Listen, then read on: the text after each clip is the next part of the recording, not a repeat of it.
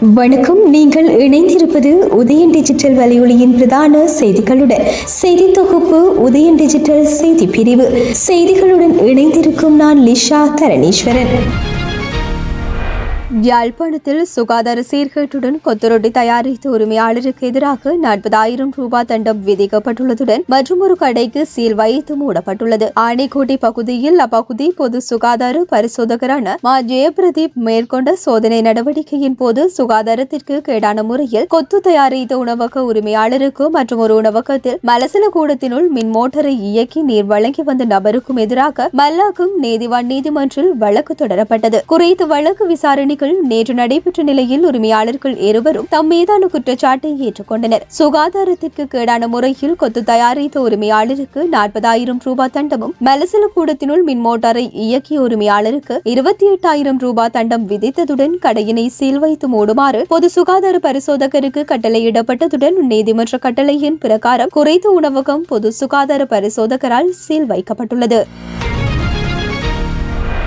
யாழ்ப்பாணம் வலிவடக்கில் போலீசார் மற்றும் முப்படையினர் வசமுள்ள காணிகள் விடுவிக்கப்பட வேண்டும். அத்துடன் விடுவிக்கப்படும் காணிகளில் மக்கள் குடியிருப்புகளை நிர்மாணித்துக் கொள்ள அனுமதிக்க வேண்டும் என பாதுகாப்பு அமைச்சர் குழு கூட்டத்தில் கடற்றொழில் அமைச்சர் ராமலிங்கம் சந்திரசேகர் வலியுறுத்தியுள்ளார். நாடாளுமன்ற கட்டிட தொகுதியில் பாதுகாப்பு அமைச்சின் செயலாளர் தலைமையில் பாதுகாப்பு அமைச்சர் குழு கூட்டம் நேற்று நடைபெற்றது. குறித்த கூட்டத்தில் கலந்து கொண்டு கடற்றொழில் அமைச்சர் ராமலிங்கம் சந்திரசேகர் ஜாழ் வலிவடக்கில் 2009 ஆண்டு போலீசார் மற்றும் படையினர் வசம் 23,000 ஏக்கர் காணி காணப்பட்டது. இக்காணிகள் படிப்படியாக விடுவிக்கப்பட்டு வந்தன. இதன் பிரகாரம் 21,000 ஏக்கர் விடுவிக்கப்பட்ட நிலையில் தற்போது 2,640 ஏக்கர் போலீசார் மற்றும் முப்படையினர் வசம் உள்ளது. இக்காணிகள் மக்கள் பயன்படுத்தும் வகையில் விடுவிக்கப்பட வேண்டும் என்றார். மேலும் வலிவடக்கில் அண்மை காலத்தில் விடுவிக்கப்பட்ட காணிகளில் விவசாயம் மேற்கொள்ளப்படவில்லை. இதற்கு குடியிருப்பு இல்லை என்ற காரணம் சொல்லப்படுகின்றது. எனவே விடுவிக்கப்பட்ட காணிகளில் வீடு கட்டிக்கொள்ள அனுமதிக்கு முன்வர வேண்டும். அத்துடன் பலாலி வசாவளான்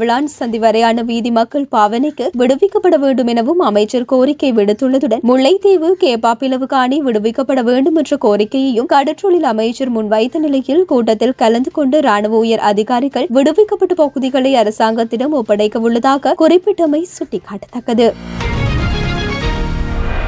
நாடாளுமன்ற உறுப்பினர் ராமநாதன் அர்ச்சனாவின் நடத்தை தொடர்பில் கிடைக்கப்பெற்ற முறைப்பாடுகள் தொடர்பாக ஆராய்ந்து அறிக்கையிடுவதற்காக தன்னால் நியமிக்கப்பட்ட விசேட குழுவின் அறிக்கையை சபையில் முன்வைப்பதாக சபாநாயகர் ஜகத் விக்ரமரத்ன இன்று நாடாளுமன்றத்தில் அறிவித்தார். குழுக்களின் பிரதி தவிசாளரான திருமதி ஹேமாளி வீரசேகரவின் தலைமையில் விஜித ஹேரத் மற்றும் RN ரஞ்சித் மத்தும பண்டாரு ஆகியோர் இந்த குழுவில் உள்ளடங்குவதாக சபாநாயகர் அறிவித்தார். இந்த அறிக்கையானது ஒழுக்கவியல் மற்றும் சிறப்புரிமைகள் பற்றிய குழுவுக்கு முன்வைக்கப்பட்டுள்ளதாக அவர் அறிவித்தார். மேலும் நாடாளுமன்ற உறுப்பினர்களினால் அவர்களது பாதுகாப்பு தொடர்பான கோரிக்கைகள் பற்றியும் சபாநாயகர் அறிவித்தல் மேற்கொண்டார். அதற்கு அமைய நாடாளுமன்ற உறுப்பினர்களினால் அவர்களது பாதுகாப்பு தொடர்பில் தேவையான நடவடிக்கை எடுக்குமாறு அடிக்கடி தனக்கு முன்வைக்கப்பட்ட கோரிக்கைகள் குறித்து பரிசீலனை செய்ததன் பின்னர் அது தொடர்பில் பொருத்தமான நடவடிக்கை எடுப்பதற்காக பதில் போலீஸ் மா அதிபருக்கு அக்கோரிக்கைகள் ஆற்றுப்படுத்தப்பட்டுள்ளதாக சபாநாயகர் சபையில் அறிவித்தார். புதுக்கடை நீதிமன்ற வளாகத்துக்குள் இடம்பெற்ற துப்பாக்கி சூட்டு சம்பவம் தொடர்பில் கைது செய்யப்பட்டுள்ள சந்தேக நபர் தொடர்பில் சமூக ஊடகங்களில் பகிரப்பட்ட சில புகைப்படங்கள் உண்மையானவை அல்ல. அவை AI தொழில்நுட்பத்தை பயன்படுத்தி உருவாக்கப்பட்டவை என பொது பாதுகாப்பு அமைச்சர் ஆனந்த விஜயபால தெரிவித்தார். புதுக்கடை நீதிமன்ற வளாகத்தில் நடந்த துப்பாக்கி சூடு சம்பவம் தொடர்பில் இன்று நாடாளுமன்றத்தில் விசேட அறிவிப்பொன்றை வெளியிட்ட போதே அவர் இதனை கூறினார். வேனில் கைது செய்யப்பட்ட சந்தேக நபர் தொடர்பில் சமூக ஊடகங்கள் மற்றும் சில முக்கிய ஊடகங்களில் பகிரப்பட்ட சில புகைப்படங்கள் அவர் நிதானமான மனநிலையில் இருப்பதையும் பாதுகாப்பு பணியாளர்களால் நட்புடன் நடத்தப்படுவதையும் காட்டுகின்றது. என்றாலும் அந்த புகைப்படங்கள் அனைத்தும் உண்மையானவை அல்ல. AI தொழில்நுட்பத்தை பயன்படுத்தி சில புகைப்படங்கள் எடிட் செய்யப்பட்டுள்ளன. AI குறித்து எம்பிக்கள் விழிப்புடன் இருக்க வேண்டும் என்றும் அவர் இதன்போது சுட்டிக்காட்டியுள்ளார்.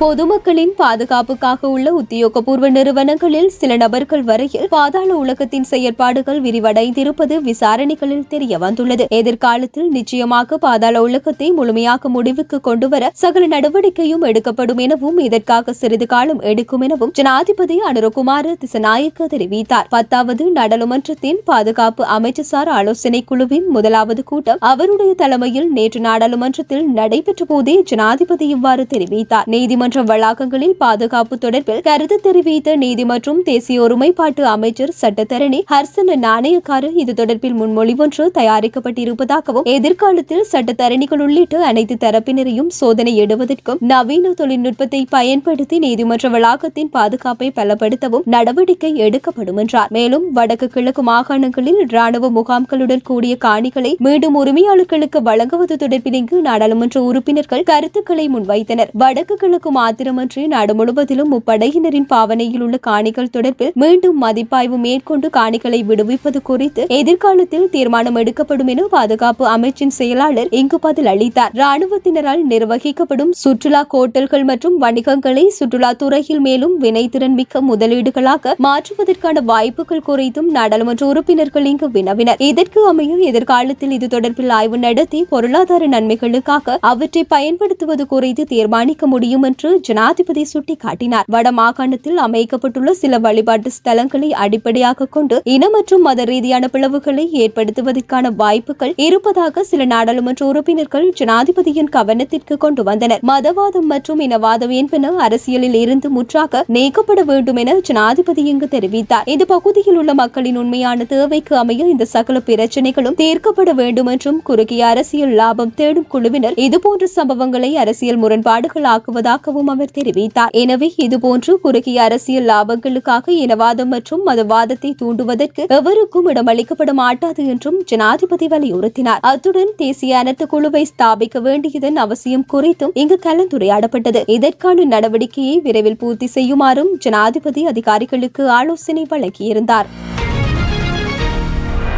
பொதுமக்களுக்கு இல்லாத பாதுகாப்பு அரசியல்வாதிகளுக்கு அவசியமில்லை எனவும் பொதுமக்களை பாதுகாப்பதிலேயே அரசாங்கம் அதிக அவதானம் செலுத்தி வருவதாகவும் சுகாதார அமைச்சரவை ஊடக பேச்சாளர் நலிந்த ஜெயதிசா தெரிவித்துள்ளார். கனேமுள்ள சஞ்சீவவுக்கு உரிய பாதுகாப்புகள் வழங்கப்பட்டிருந்த போதே அவர் இவ்வாறு சுட்டுக் கொல்லப்பட்டார் எனவும் அமைச்சர் சுட்டிக்காட்டினார். சகோதர மொழி ஊடகம் ஒன்றில் இடம்பெற்ற அரசியல் கலந்துரையாடலில் கலந்து கொண்டு கருத்து தெரிவிக்கும் போதே அவர் இதனை தெரிவித்தார். தேசிய பாதுகாப்பு தொடர்பில் அதிக அவதானம் செலுத்தி வருகின்றோம். புலனாய்வு பிரிவினர் அதிக அவதானத்துடன் செயற்பட்டு வருகின்றனர். அண்மைய தினங்களாகவே நாட்டின் பல பிரதேசங்களில் பாதாள உலக செயற்பாடுகள் பதிவாகியிருந்தன. அவை தொடர்பிலும் உரிய விசாரணைகள் மேற்கொள்ளப்பட்டு வருகின்றன. கனேமுள்ள சஞ்சீவவின் கொலையை காரணம் காட்டி அரசியல்வாதிகளுக்கு மீண்டும் பாதுகாப்பு வழங்கப்பட வேண்டும் என்ற கருத்தையும் எதிர்க்கட்சிகள் முன்வைத்து வருகின்றன. இது தொடர்பில் எங்களுக்கு எதுவித தீர்மானமும் இல்லை. அந்தந்த அரசியல்வாதிகளுக்கு காணப்படும் அச்சுறுத்தல்களை கொண்டே அவர்களுக்கு பாதுகாப்பு வழங்குவது தொடர்பில் தீர்மானிக்கப்படும். உண்மையிலேயே அரசியல்வாதிகள் தங்களது தனிப்பட்ட விடயங்களுக்காக பாதுகாப்பை பயன்படுத்தியுள்ளனர். பாதுகாப்பு படையுடன் கூடிய அரசியல்வாதிகளின் பழைய அரசியல் கலாச்சாரத்தை மீள உருவாக்குவது தொடர்பில் எங்களிடம் எந்த தீர்மானமும் இல்லை. அந்த கலாச்சாரத்தை மீள இலங்கையில் உருவாக்க மாட்டோம் என்றார்.